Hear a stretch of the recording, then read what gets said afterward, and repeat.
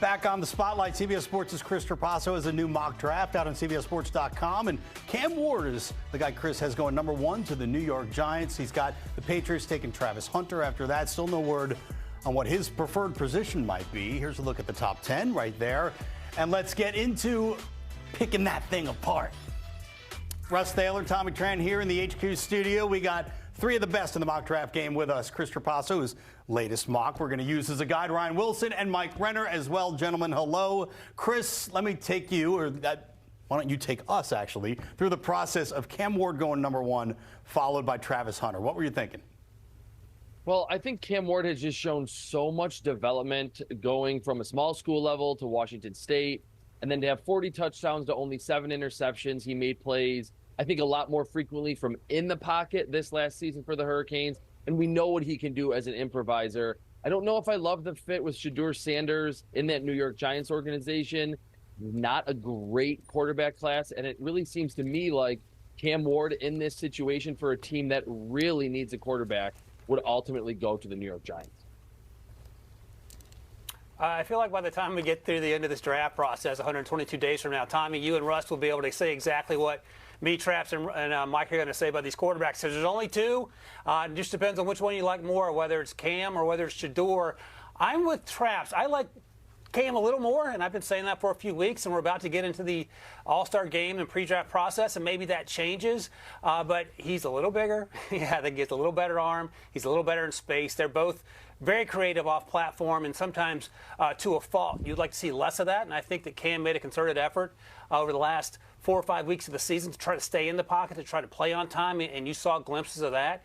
But I think for the Giants, you cannot come out of this draft without a quarterback. And I would argue that the Raiders probably had the worst win in franchise history yesterday because they went from number 2 to number 6, but that's a conversation for a little later. I think I said back in October that Cam Ward not only should be the number 1 pick, I said he will be. The guy's tape this year was that good. Now he petered off a little bit at the end of the year, but combine the tape with the tools and the trajectory of his career, I think this mock, what you're seeing here with Cam Ward 1, Shedeur 2, you'll see that pretty much become the consensus from now until draft time, unless we hear differently from one of these teams. Okay, or maybe we hear differently from one of our guys, because you guys both, Ryan and Mike, talk about Cam Ward, Shedeur Sanders 1v2, but Chris, take us through this latest mock. You have Jalen Milroe at 5 ahead of Shedeur Sanders. All right, so the reasoning here is about where this team, the Cleveland Browns, picking them at 5, where they are in terms of their quarterback process. They still have Deshaun Watson under a huge cap hit in 2025. And with Jalen Milroe, we know this is a raw specimen. I think he's going to test through the roof at the combine. He's going to be one of those long-term projects that has a lot of upside. Doesn't necessarily have to play as a rookie. And in this scenario, the Browns wouldn't have him play as a rookie. They pick Sanders, then you suddenly have kind of an awkward situation with Sanders being NFL ready with Deshaun Watson still on this roster. So I think the Browns would almost be making this selection, giving him that Patrick Mahomes redshirt season that we really don't see very often for a quarterback whose best football, I think, is in front of him. Because 2 years ago, Jalen Milroe was not on the first-round radar, and I think he's played his way maybe inside the top 10 in what is a weaker quarterback class. See, if I'm the NFL, though, I'm giving a firm direction to Jalen Milroe, saying you got to develop 1 more year in college. We're not gonna wait 3-4 years of a rookie contract, kind of like how the Colts are doing with Anthony Richardson. And I think Milroe's even like a step behind Richardson when you talk about NFL readiness. They don't have that long to wait. And even the Browns, this is a top 5 pick for a team that desperately needs talent on other aspects of that roster that we saw a year ago was pretty close to competing. So I just find it very difficult to try to buy that window that far out on a guy like Jalen Milroe, who, yeah, he's shown development, but he's still so far behind the 8 ball from a developmental standpoint that it's just going to take so long that it might be a different regime there by the time he gets an opportunity. From that perspective, I would look elsewhere. Yeah, put on the sweater to dress up like Tommy, but I guess I'm representing the Browns as well because I'm sort of with you, Mike. I want to like Jalen Milroe, and I was hoping to see more from him in that Kalen DeBoer offense in year 1, and we saw a little progress and certainly a lot of progress from 12 months ago. But if I'm taking him this high, and the comp is probably going to be something in the Anthony Richardson neighborhood, he's not as good a thrower as the Anthony Richardson one that's coming out of Florida. He might be faster. He's not as big, and we still have some questions about Anthony Richardson, but I understand where Traps' mind is, and I understand the pickle you're in with trying to figure out Deshaun Watson. Again, as I'm representing the Browns and Tommy here, I'm telling Deshaun Watson, stay at home, keep the money. We have to start over, and if Shedeur Sanders is there, I'm taking him. If not, we have to have a plan B because it's not sustainable with Deshaun, given how poorly he's played. Forget all the other stuff, how poorly he's played since he's arrived in Cleveland. Well, Shedeur Sanders is still going to be there at 6 for the Raiders, at least according to this mock draft. Chris, how did you end up with Shedeur going to the Raiders? And by the way, who's going to be the coach? And how is Dion going to get to the point where he's like, yes, my son may play for this team? Because it seems like he wants to cherry pick the team. There's a lot to go with. Chris, what do you think? Yes, so much at play here. I mean, like Ryan was saying, it's hard to kind of peg the Browns.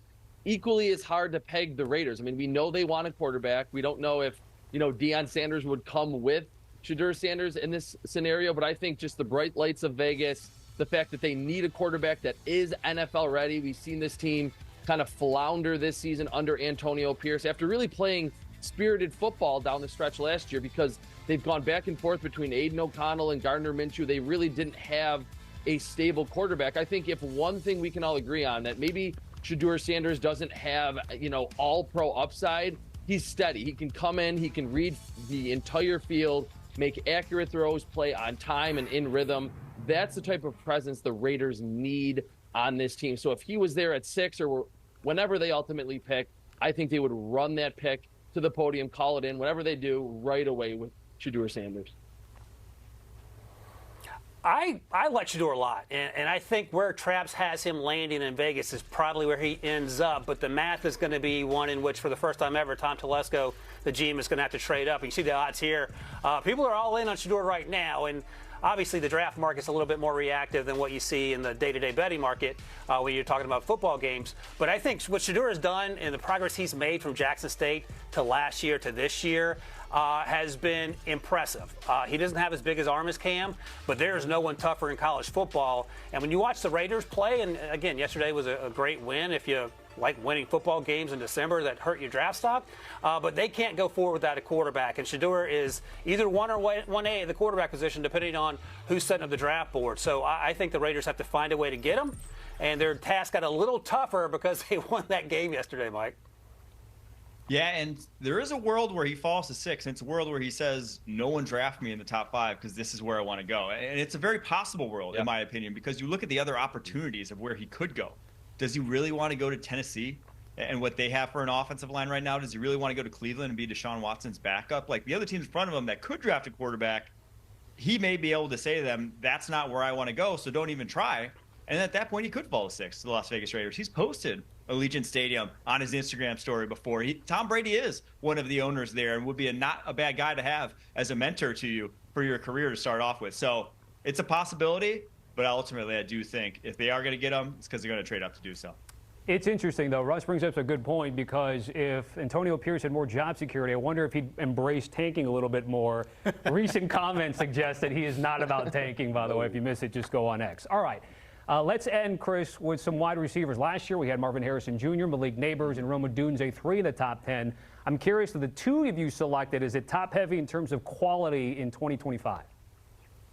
It's not quite as good, but I do think McMillan, Emeka Egbuka, they're 2 completely different receivers, and I think in time they can become those, legitimate number 1 receivers in the NFL. I get some T. Higgins, Drake London vibes with McMillan, and what I think has been a transformation after he got benched from Bryce Young to add another first-round wide receiver after picking Xavier Leggett last April to what I think is becoming a reasonably good offense. Chuba Hubbard has looked like a legitimate number 1 feature back over the last couple months after he got that big contract. So with McMillan, I think that would make a lot of sense to just continue to build around Bryce Young, who's looked like someone that was worthy of being the number 1 pick a year ago. And then Emeka Egbuka is just that downfield guy from Ohio State. We've seen so many of them come into the NFL, so polished from that program.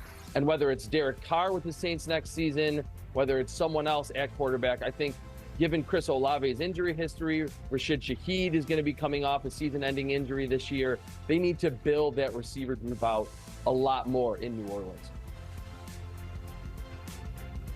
Carolina for the reasons that Chris laid out, and it starts with Bryce Young, who, don't forget, in week 2 he was benched and we all thought he was going to be elsewhere because his season and career was over in Carolina, and then he came back like a completely different quarterback. So a lot of credit to him and David Canales. Offensive line is playing surprisingly well in Carolina. Traps mentioned Xavier Legette and the progress he's made outside of that Eagles game. Adam Thielen's found himself, JT Sanders. So add one more playmaker in Tetairoa McMillan down the field, and now you're cooking with something in a division that is typically pretty wide open. Egbuka feels a little rich to me, Chris, but I understand the Saints have needs at wide receiver. They have needs virtually everywhere, including quarterback.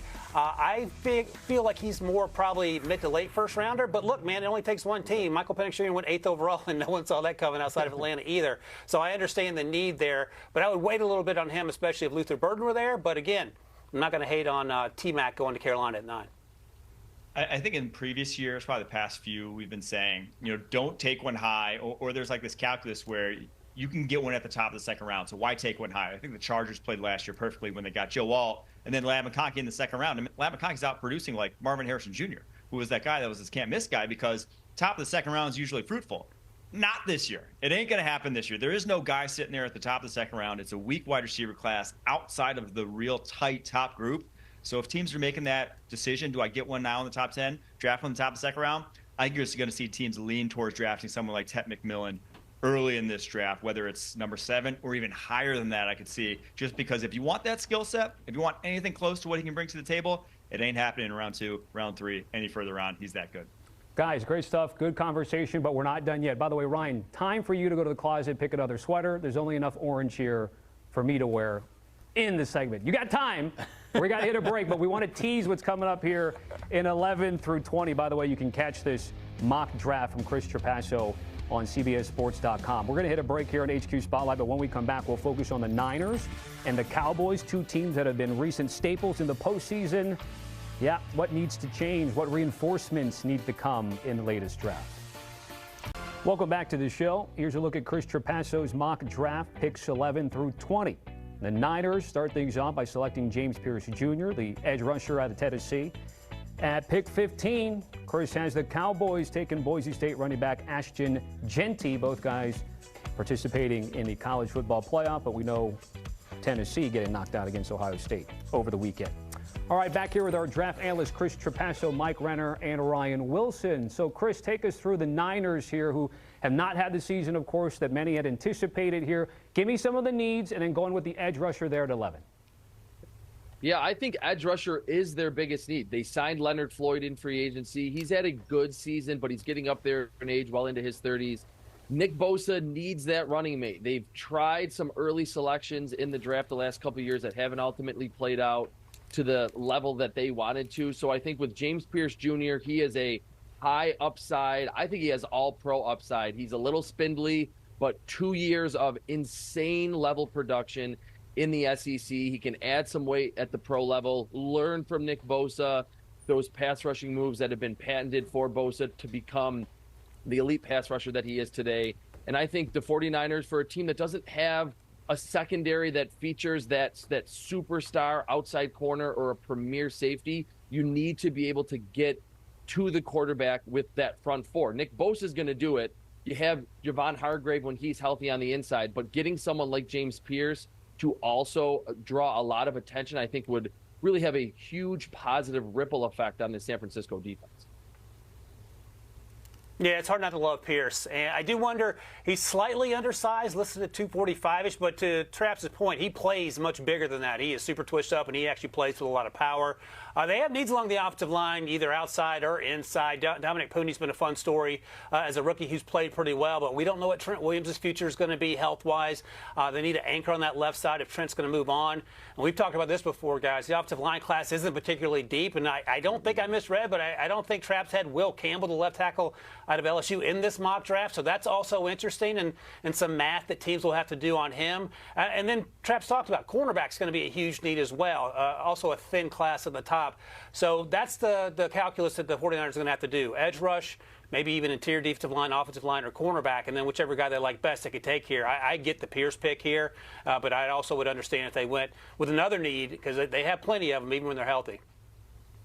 To me, it's just line of scrimmage for the 49ers. Both sides of the ball are not championship caliber at the moment. They took such a big step back from that Super Bowl defense, losing Eric Armstead, losing Chase Young, and obviously losing Javon Hargrave to injury. But, like, it just doesn't have the teeth. You know, they're just not getting after opposing quarterbacks they were the year ago. So whether it's DT, whether it's D-end, they could use any, and it's a good class for both of those. So I assume that's where the pick's going to be. But that's kind of the world you have to live in when you gave up all those first rounders for Trey Lance, right? It's easy, not easy, but that's where you find the big boys is round one. More often than not, the best players of those positions, offensive line, defensive line, those are your first rounders. And we don't have those picks. It's hard to get them in the fold. So that's what they're going to have to do in this year's draft. All right, let's continue talking about a high-profile team that won't be playing in the playoffs. That would be the Cowboys, another one. They have a lot of needs. We've seen that throughout the season. Chris, you've got them taking the Heisman runner-up, Ashton Jeanty. Ryan, I'm actually going to start with you. If the Cowboys take Jeanty here, is it an admission from Jerry Jones that maybe they weren't as well off as the owner/GM might have thought they were at that position? Russell will never be explicit, but it will certainly be implicit an admission that, yes, he dragged his feet, as Jerry often seems to do when it comes to signing players, usually too late rather than too soon. Look, this team has a ton of needs, partly injury-related, but I love this pick of Ashton Jeanty. I keep saying, and maybe I should quit talking about it, but the conversation is going to be how tall is Ashton Jeanty. I don't care if he's 4'11". The way he plays, I would take him here, given the needs that the Cowboys have. And they played with a little fire the last few weeks, which has been fun to watch. But they have needs in the secondary. They have needs at linebacker because DeMarvion Overshown's a serious knee injury, which is unfortunate because he was balling out. You could even make a case at offensive line. They continue to stock that position and wide receiver as well. But I'm taking Jeanty because he will be the best player on the board here, should he be available. And then I'll figure the rest of the stuff out as we get to the draft, because he is Bijan Robinson and Jahmyr Gibbs special to me. He doesn't have the resume in terms of catching the ball out of the backfield, at least this year, but he has that ability. And I think if he ends up in Dallas, that'll be one more puzzle piece for CeeDee Lamb and Dak Prescott to work with. Yeah, to me, if there's one position for the Cowboys that would go the furthest, it's a second wide receiver, just taking some pressure off of CeeDee Lamb. But a running back ain't too much of a consolation prize in that regard, especially when it's a guy who can catch the ball in the backfield the way Jeanty does. Now, he didn't do much last year, this year, but last year caught over 60 balls, didn't drop a pass. He's great out of the backfield, and I'm going to say it every time he's brought up. You're at pick 15. He's going higher than that. He's going top 10. There's no way I see this guy falling outside of the top. He's just that good of a prospect. All right. Yeah. Ahead, to Mike's point, I was going to say, to Mike's point, this is going to be a highly regarded prospect for the entire league. And I don't really even think it matters what we talk about. Cowboys have needs in the secondary at linebacker, wide receiver number 2, that, like Mike said, makes a lot of sense. Jerry Jones is going to want to pick a running back in the first round. We know what he did with Ezekiel Elliott, and he will have those fond memories of how good that team was instantly, like when Ezekiel Elliott was a rookie, of course, going back to Emmitt Smith. So I don't think it would matter if the entire Cowboys scouting department didn't want to go running back in the first round. I think Jerry Jones, if Jeanty was there, would call that pick in right away and just go over the top, say, I'm the owner, I want the running back. That's so funny because that's exactly what Russ and I were talking about. Jerry's going to do Jerry, right? And he's going to do whatever he feels like, as we've seen, of course, throughout the history of time. All right, so both Ryan and Mike have had a chance, of course, to digest Chris's mock draft. We're going to get to the latter third now, picks is 21 through 32. And Mike, I'm going to start with you because Chris has got the Denver Broncos taking a weapon for Bo Nix and Tyler Warren, the tight end, and this is something you think that helps reinforce what they're trying to do with Sean Payton in Denver. Oh, this is one of my favorite fits of the entire mock draft. Just in the draft as a whole, this would be the perfect fit for Bo Nix. Tyler Warren, the Penn State tight end, the Mackey Award winner, over 1,000 yards at the tight end position, one of the few major conference tight ends, just like ever, to really have a high-functioning passing offense going through him, right? A number one guy in a college football offense. It's reminiscent of like Brock Bowers. That's what he did at Georgia. It's so rare to see those guys, and more often than not, it's for reasons, because they're that talented. And the reliability is one thing, but also his versatility is another. He's a guy that takes snaps. He takes handoffs. He throws passes. Sean Payton, you know him. He's a trickster. He's got a bunch of bag of tricks that he deploys on the offensive side of the football. This is a guy that could do so many different things for that offense that it just makes too much sense. If he's on the board there, have a really hard time seeing them pass on him. Yeah, I just instantly went back to Sean Payton's time in New Orleans and thought Jimmy Graham and how the Saints had a great offense with Drew Brees. They draft Jimmy Graham. The offense went to a completely different level. Now, Tyler Warren's probably not going to be as physically gifted in terms of what he does at the combine as to what Jimmy Graham did coming out of Miami, but he is a very talented player on the field as a receiver. Like Mike said, utilizing him in this screen game, which we know is a very much a staple of what Sean Payton wants to do with Bo Nix. And I really just think this team needs probably one or two more playmakers. They've gotten the most out of what they have, but building around Bo Nix and giving him a kind of a unique chess piece, I think would go a long way into furthering his development in year 2. Tommy, Russ, you guys can double check, but I think Jimmy Graham played basketball at the U. I'm not sure, but I mentioned that because Tyler Warren played basketball in high school, and I was talking to his basketball coach a few weeks ago, and he said Tyler's every bit 6'6", and I said, oh, so what, he played power forward, maybe even number 3? He goes, no, he played center at 235, and he was dominant as a basketball player, in part because of his physicality and the athleticism that we see on the field, but also because of the dog that he has in him, the nonstop motor that we see on the field at Penn State, and I think that athleticism is going to transfer to the next level. We see it every weekend for Penn State, and that dual threat ability is what makes him so intriguing. Forget for the moment that he's the best player on that Penn State team, but the ability that he has athletically is what also is intriguing, and to Mike and Trap's point, makes him feel like a perfect fit for what Bo Nix is looking for in a security blanket in the middle of that field for the Denver Broncos. Yeah, look, at this point in the draft, it's actually good when you can get something that fits into your scheme and not just go after sort of the best athlete on the board at that point. At 26, and of course this gets strange because we don't know where all these teams are going to line up. You got the Packers picking, and you've got Shavon Revel out of East Carolina. Why the Pirates DB here? Well, I think if you look at the Packers draft history, their GM, Brian Gutekunst, is not afraid to pick cornerbacks first and second round. I think he just believes in having those playmakers on that side of the ball. They picked Eric Stokes in 2021 late in the first round. He hasn't really lived up to those expectations. He's dealt with some injuries. You have Jair Alexander, who is your, bona fide number 1, but he's getting up there in age a little bit. And I think with Revel, who was hurt early in the season, tore his ACL, he should be ready close to week 1 at the very latest, I think, next year. He's long. I think had he been able to work out during this pre-draft process, he would be one of those big-time testers with like a 40-inch vertical running sub 4.5, and he was really productive at the small school level. That's how we saw Quinion Mitchell go as early as he did in last year's draft. You have to have the elite level productivity at the small school or at the smaller school level, and you have to test like a premier athlete. And I think Revel will check both of those boxes for a team that likes to address the defensive backfield relatively early in the draft.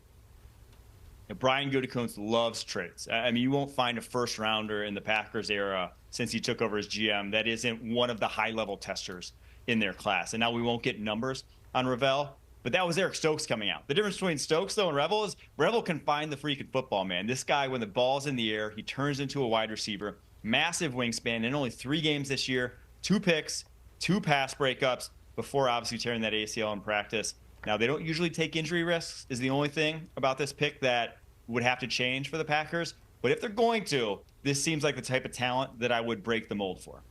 All right, and then, Mike, let me throw it back to you. Trapasso's got Howie Roseman taking Mike Green if it stands pat at 28. Thoughts? This is one of the ones I didn't quite care for, not because of the player. I think Mike Green is an absurd talent. I actually had him as a top 50 player going in this year before he was even a starter. I think he is just tremendous off the edge, but he is definitely an undersized edge rusher. That's how he racked up so many sacks at Marshall, led the FBS in sacks this year. But you look at that Eagles roster, what they already got. They already got 2 guys in that exact mold, in Bryce Huff and Nolan Smith. 2's probably enough. 2's almost too many. You can't even get Bryce Huff on the field that much with how they're already stacked up along that defensive line, just because of how impactful run defense still is. So if you've got 3 guys all sub 250 pounds, chances are you're not going to be able to play them. So if you're drafting one of those guys in the first round, you just may have to sit for a while. And for the Eagles, they've been known to do that, but I think just look elsewhere in this class if that's going to be the case. And look, if you're going to put together mock drafts, you're going to have to take some criticism. We just saw it there in the round out round one. We see Josh Simmons, the Ohio State offensive tackle, going there. And I hear that Ryan isn't exactly on board with that pick. Ryan, what do you have against Josh Simmons? I don't hate it, and I understand, again, what Traps is doing here. If you just watch the left tackle position over the first 3 quarters of the season for Kansas City Chiefs, you get it. Kingsley Suamataia hasn't worked out, the second-round pick. Wanya Morris, who was drafted 2 years ago, didn't work out. They have to kick Joe Thuney out there. And I'll repeat what I said last week, and you guys just heard Kyle Long talk about it. Joe Thuney might be the best left tackle on this team. Let's just leave him out there, and we'll take care of the guard position. Mike Caliendo's been playing left guard here, and he's been okay. But the issue with Josh Simmons is that he didn't play any real competition before he tore his ACL in that Oregon game. And I would have loved for him to come back because he is a high upside guy. He would have been in the offensive tackle 1 category running if he returned to school, but he came out, and that's his prerogative after transferring from San Diego State. And I just don't know. Number one, he's not going to be ready in August, September. And then number 2, you have to ramp up to playing against NFL caliber edge rushers. And that's a little different even than what you see in the Big Ten. And that's my only concern. But this class is so thin at offensive tackle. I understand exactly what Chris is trying to do here. But how many risks are you going to take on the tackle position before you get it right? Yeah, I just think that this is a Chiefs team that has to take another swing at the plate here at offensive tackle. They've tried Jawan Taylor. They've gone the veteran route with Donovan Smith. That didn't really play out. They have some younger pieces at offensive tackle, but I think Simmons, his upside is just too good, and he was really good in pass protection, and we know that's certainly vital for a team that's certainly wanting to protect Patrick Mahomes. So they may go a different route. They may look, whether it be via trade or in free agency, to sign a veteran, but I think Simmons this late in round 1 with the last pick would make a lot of sense to just roll the dice because his athleticism and his size and his length really indicate that he could become a very good pro at left tackle. Chris Trapasso, Ryan Wilson, Mike Renner. Gentlemen, we look forward to questioning your mock drafts all the way up until the real thing at Lambeau in late April. But we love it, and we love you guys. And if you can't get enough of the NFL draft, we've got a podcast for you. It's called With the First Pick. CBS Sports senior draft expert Ryan Wilson, longtime NFL GM Rick Spielman. They're diving deep into the mocks, prospect position rankings, stock watch, notable interviews, and so much more. Download and subscribe to With the First Pick wherever you podcast, or you can just scan the QR code right now.